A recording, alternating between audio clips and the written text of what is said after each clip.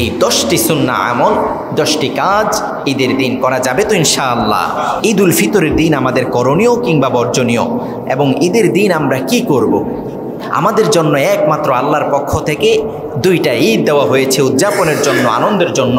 যেটা আল্লাহর পক্ষ থেকে আমাদের জন্য দেওয়া হয়েছে আনন্দের জন্য, আমাদের শত বিষাদ থাকুক, শত বিষণ্ণতা থাকুক, শত আমাদের কষ্ট থাকুক, হৃদয়ে অনেক গ্লানি থাকুক, ভার থাকুক, পাথর থাকুক, তারপরও সকল কিছু এক সাইডে রেখে আমরা এই দিন ঈদ উদযাপন করব, আনন্দ করব। আল্লাহ কবুল করেন, পড়ে না আমিন।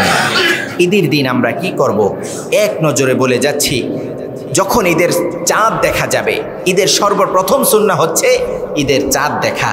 আমরা সবাই চাঁদ দেখব তো ইনশাআল্লাহ, নাকি চাঁদ দেখা কমিটির উপরে ছেড়ে দিব আর ফেসবুক নিয়ে বসে যাব যে দেখি চাঁদ দেখা যায় কি না? তো যখন চাঁদ দেখা যাবে বলবে, তখন বাস শুরু করবে সবাই পোস্ট, ওটা কপি করে যে হ্যাঁ চট্টগ্রামের আকাশে কি দেখা গিয়েছে, চাঁদ দেখা গেছে, ফেনীর আকাশে চাঁদ দেখা গিয়েছে, ঢাকার আকাশে চাঁদ দেখা গিয়েছে। না, এই কাজ করা যাবে না। আমরা শুধু চাঁদ দেখা কমিটির উপর নির্ভর করে বসে থাকবো না, আমরাও বাসা থেকে ইফতার শেষ করে 29 রমাদানে কি করব? বের হয়ে যাব। নাকি সৌদি আরবের দিকে তাকিয়ে থাকবেন, চাঁদপুরের দিকে তাকিয়ে থাকবেন নাকি যে চাঁদপুরে যেই দিন ঈদের পর দিন আমাদের এখানে ঈদ, এটা করবেন নাকি? চাঁদপুরে অনেকগুলো গ্রাম আছে যেখানে একদিন আগেই তারা সিয়াম পালন করে, একদিন আগেই তারা কি করে। আমি ওই দলে নাই, আলহামদুলিল্লাহ পড়েন, আমি আপনাদের সাথে ঈদ করবো, আল্লাহ কবুল করুন, পড়েন আমিন। এরকম ফিতনা করা যাবে না। শরিয়া খুব সুন্দর, শরিয়া খুব সুন্দর, আমরা এটাকে কমপ্লিকেটেড করব না, সহজ বিষয়টাকে আমরা কঠিন করব না। ঈদের সর্বপ্রথম সুন্নাহ হচ্ছে আল্লাহর হাবিব চাঁদ দেখতেন। চাঁদ দেখা একটা আনন্দের বিষয়। যখন খুব ছোট ছিলাম তখন দেখতাম, ছাদের উপরে চলে যেতাম চাঁদ দেখা যায় কিনা, অনেকে মিলে এভাবে মাঠে ঘাটে চলে যেতাম যে চাঁদ দেখা যায় কিনা, আর একজন দেখলে খুব খুশি, সবাই হই হুল্লোড় শুরু করে দিত। এখনও এই উৎসব আছে, ছোট বাচ্চাদের মধ্যে এই উৎসবটা ঢুকিয়ে দিবেন, চলো আমরা চাঁদ দেখতে যাই। বাবা সন্তানকে নিয়ে যাবেন, ভাতিজা ছোট্ট ভাতিজিদেরকে, হ্যাঁ ছোট্ট ছোট্ট সন্তানদেরকে কি করবেন, নিয়ে যাবেন যে আমরা চাঁদ দেখি।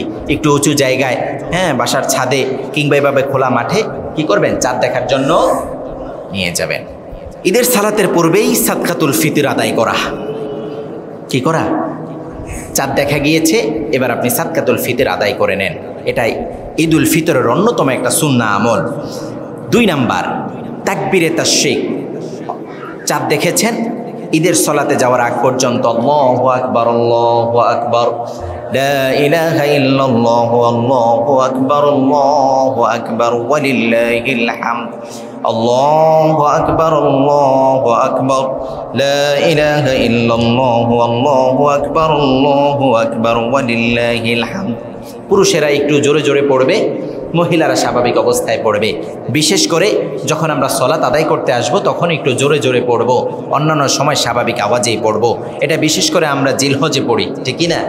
ঈদ উল ফিতরের এটা অন্যতম একটা সুন্নাহ। 3 নাম্বার কাজ হচ্ছে, যেহেতু ঈদের রাত মানে চাঁদ রাত, এটা আল্লাহ সুবহানাহু ওয়া তাআলা আমাদেরকে 1 মাসের প্রতিদান দিবেন। তার মানে এই রাতটা আমরা একটু ভয়ের সাথে, দোয়ার সাথে, আজকারের সাথে, বেশি বেশি ইবাদতের সাথে কাটাবো। কারণ এই দিন আল্লাহ পুরো 1 মাসের প্রতিদানটা কি করবেন, দিবেন এই রাতে। এই রাতে আল্লাহ পুরো 1 মাসের প্রতিদানটা দিবেন। এই রাতে আমরা আল্লাহ তাআলার কাছে বেশি বেশি দোয়া করব, আল্লাহ এই যে সিয়ামের মাস অতিবাহিত হয়ে গেল, জানি না আমার দোয়াগুলো কবুল হয়েছে কিনা, আমার সিয়াম কবুল হয়েছে কিনা, আমার যাবতীয় আজকার, কিয়ামুল লাইল, সালাত, সিয়াম, আমার তিলাওয়াত, এগুলো কবুল হয়েছে কিনা আল্লাহ আপনি কবুল করে নেন। যত আমল করেছেন আমলগুলো যেন আল্লাহ কবুল করে নেয়, এই জন্য বেশি বেশি দোয়া করা যাবে তো ইনশাআল্লাহ। ডিজে পার্টি আছে নাকি এখানে? আলহামদুলিল্লাহ নাই। অনেক জায়গায় আছে না? চাঁদ দেখেছে তো আগে আগে বড় বড় এরকম নিয়ে আসছে সাউন্ড সিস্টেম, আর ডিজে শুরু করে দিছে। এখন তো এই ঈদের নামে তারপরে বিভিন্ন ইসলামিক, মানে কথা ইসলামিক, কিন্তু ঢোল বাদ্য আছে না নাই, মিউজিক আছে না নাই, ডিজে, এটা দিয়ে নাচানাচি, গান এরকম আছে না? না, এটা করা যাবে না। তার মানে কি করতে হবে? এটা আমরা এই রাতটা আমরা উদযাপন করো হালালভাবে, আল্লাহর কাছে বেশি বেশি ভয়ের সাথে, ইবাদতের সাথে। 4 নাম্বার কাজ, রাত অতিবাহিত হয়ে গিয়েছে, সকালে ফজরের সালাতটা আমরা জামাতের সাথে আদায় করব ঈদের দিন। করা যাবে তো ইনশাআল্লাহ? তাহলে একটু মনের মধ্যে একটা প্রশান্তি লাগবে। একটা ভালো লাগা কাজ করবে, করা যাবে তো ইনশাআল্লাহ। ফজরের সালাতটা জামাতে আদায় করব। 5 নাম্বার কাজ, সকাল ভোরেই মিসওয়াক করব, ব্রাশ করব। যাদের মিসওয়াক আছে মিসওয়াক করব, নতুবা ব্রাশ করব, পরিচ্ছন্ন হব, মুখ ফ্রেশ হয়ে যাবে। 6 নাম্বার কাজ, উত্তম রূপে গোসল করা, শাওয়ার নেওয়া।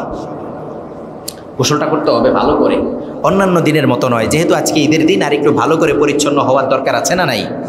আপনি আপনার মতো ফ্রেশ হয়ে নেবেন। তারপরে কাজ হচ্ছে পারফিউম, উতুর, সুগন্ধি ব্যবহার করা। আল্লাহর হাবিব সুগন্ধি খুব বেশি পছন্দ করতেন। আর সুগন্ধি এটা তো জান্নাতের একটা sign, this is the sign of paradise, জান্নাতের সাইন। সুগন্ধি নাকে নিলেই ভালো লাগে কি লাগে না? লাগে। সুগন্ধি ব্যবহার করবেন। তবে সুগন্ধির নামে দুর্গন্ধ আছে। আপনি আতর ব্যবহার করছেন, এত কড়া দুর্গন্ধ, এটার গন্ধে অন্য কেউ আপনার পাশে আসতে চাচ্ছে না, এরকম আছে না নাই? এটা থেকে খেয়াল রাখতে হবে। সুগন্ধি আপনি ব্যবহার করবেন, আপনি নিজে একটা ফ্রেশ ফিল নেবেন, অন্য কেউ যেন আপনার সাথে মুসাফা করলে, আপনার সাথে কোলাকুলি করলে যেন তারও একটু ভালো লাগে। আমার মনে আছে তখন এই সিজনের শুরুর দিকে প্রোগ্রামে যখন যেতাম, ঢাকায় উবার চলে না? উবার আছে না নাই? উবারে কার? তো এদিক সেদিক যাওয়ার সময় তখন প্রায় সময় উবার ড্রাইভাররা নামার পরে যখন পেমেন্ট করতাম, তখন জিজ্ঞাসা করতে, হুজুর একটা কথা জিজ্ঞাসা করবো, আপনি যে পারফিউমটা দিচ্ছেন এটা কোন জায়গা থেকে নিচ্ছেন? পারফিউমটা খুব ভালো লাগে। তার মানে আপনার পাশে কেউ যাবে যেন এরকম ফিল হয় যে না খুব ভালো লাগতেছে, এরকম যেন না হয় কি দিচ্ছেন ভাই এত দুর্গন্ধ কেন। এটা হচ্ছে সুগন্ধি, এটা দুর্গন্ধ যেন না হয়, এটা খেয়াল রাখতে হবে, অন্য কাউকে যেন কষ্ট না দেওয়া হয়। বাসা থেকে বের হবেন, এর আগে খেজুর মিষ্টি মুখ করে বের হবেন। কি করতে হবে? মিষ্টি মুখ করে বের হতে হবে। খেজুর খাবেন, ফিরনি খাবেন, পায়েস খাবেন, দুধ সেমাই খাবেন, এসব খেয়ে তারপরে ঈদের সালাত আদায় করার জন্য ঈদগাহে আসবেন। সর্বশেষ কাজ হচ্ছে এক রাস্তায় যাওয়া, আরেক রাস্তায় বাড়ি ফেরা। আল্লাহ কবুল করেন, পড়েন আমিন। এবং ঈদের দিন আমাদের সবচেয়ে ইম্পর্টেন্ট সেটি হচ্ছে ঠিকঠাকভাবে সালাত আদায় করব এবং বৈধভাবে হালালভাবে আমরা এই দিনটা উদযাপন করব। আল্লাহ কবুল করেন, পড়েন আমিন। এই দিনে আমরা কোনো হারাম কাজে লিপ্ত হব না। এবং এর বাহিরে যেটি করব, একজন আরেকজনকে সালামি দিব, হাদিয়া দিব। দেওয়া যাবে তো? বাবা মাকে দিবেন। আপনি যা আয় করেছেন সেখান থেকে, এটা একটা আনন্দের বিষয়, ঠিক কিনা? দিলে কি কমে যাবে? না, অবশ্যই বাড়বে। আল্লাহ এর বারাকা অন্য দিক দিয়ে দিয়ে দিবেন।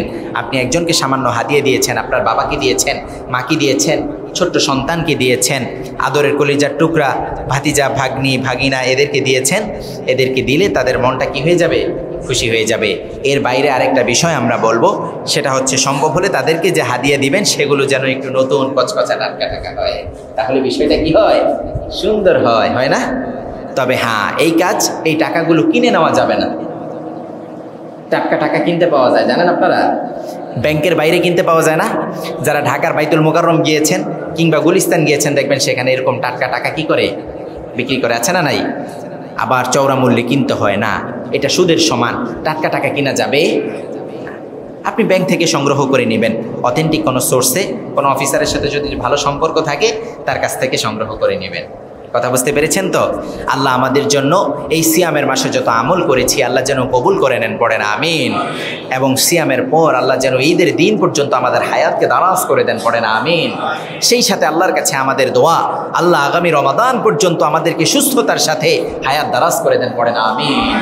আর আমাদের মধ্য থেকে ইতিপূর্বে যারা চলে গিয়েছে, রমজানুল মুবারককে কেন্দ্র করে যেভাবে তাদেরকে ক্ষমা করে দিয়েছেন, আল্লাহ কিয়ামত পর্যন্ত তাদেরকে এভাবে নাজাতের ফয়সালা করে দেন, পড়েন আমিন। হাযা মা ইনদি ওয়াল ইলমু ইনদাল্লাহ আলাইহি তাওয়াক্কালতু ওয়া ইলাইহি উনীব। ওয়াসসালামু আলাইকুম ওয়া রাহমাতুল্লাহি তাআলা ওয়া বারাকাতুহু।